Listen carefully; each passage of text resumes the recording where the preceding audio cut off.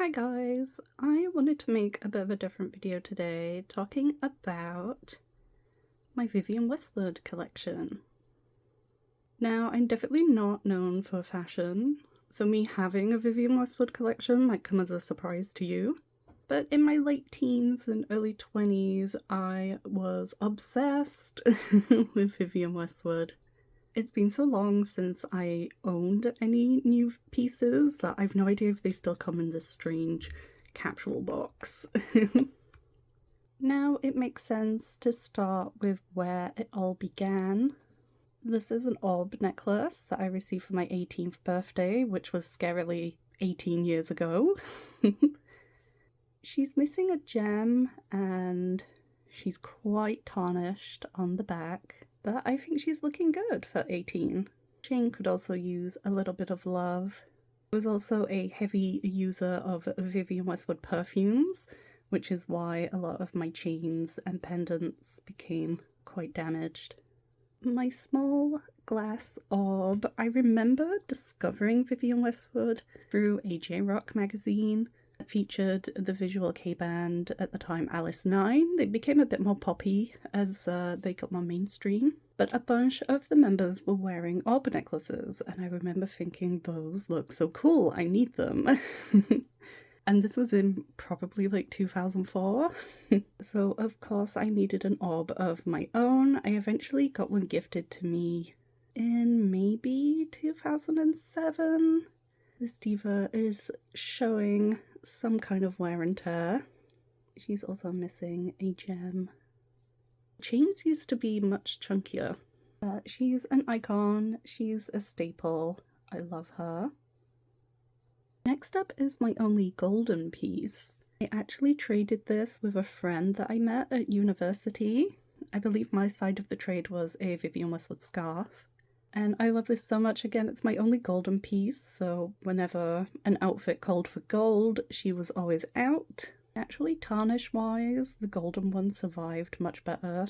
I see some kind of like cloudiness here, but there's no discoloration.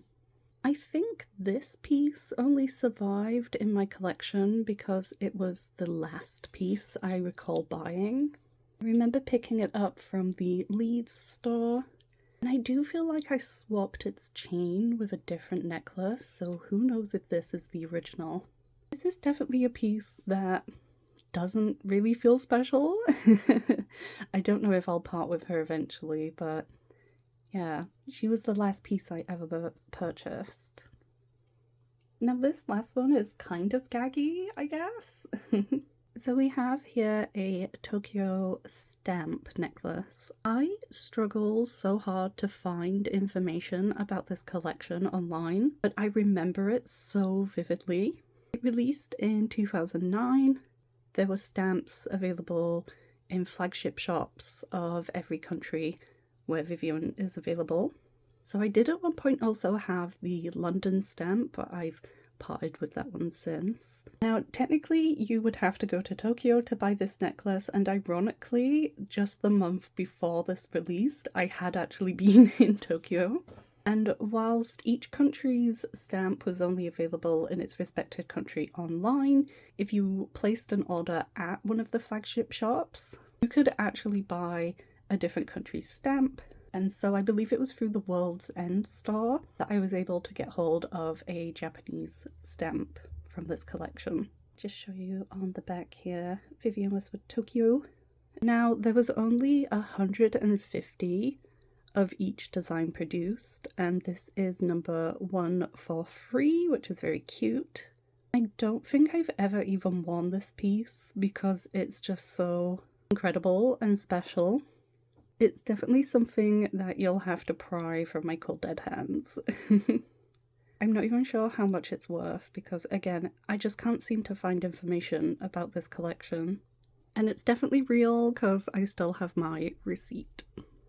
And so that's my remaining Vivienne Westwood necklaces.